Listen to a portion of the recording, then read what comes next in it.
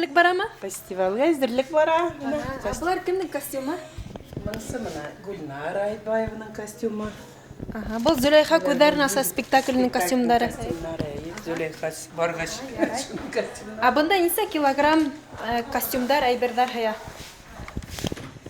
Килограммы білен, біз білеміз, мәйт, шулай. Килограмм. 30 килограмм мәйін. 30 ғана тұғылдар әйін. Бик зур сундук деп әйтейік ме? Бұндайдарды несе одан ия хағадышларды? Әр бір спектакльға 3-4 сундук киябыз. Бұна Хаким ағай бұнда отырға хайры немекен? Бүкләне берсасы яу. Бұна бұл кімне итіге екен? Міне бұл кімнің Валитовның итіге Валитов.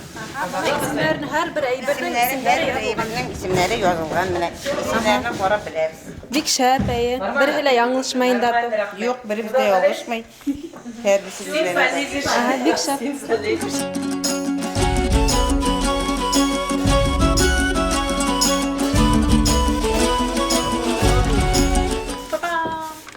Бұна ұшында ешнектерді костюмдар артисттардан алда фестивальға барып бітәсәк.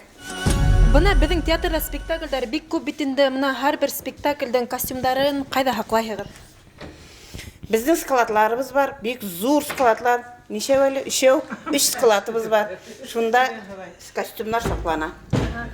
Біз білеу бідісі, әр бір артисттардың костюмдары айырым-айырым ілініп тұралар әймі? Әр бір спектакльнікі отдельно ілініп тұра. Бізге пашевичный сақ тегіп бере, әр бірсінің исімлерін жазамына костюмда, әр бірсінің костюмның номер и исімлері жазылған. Мәмәкүйміз, күтігіз бізді!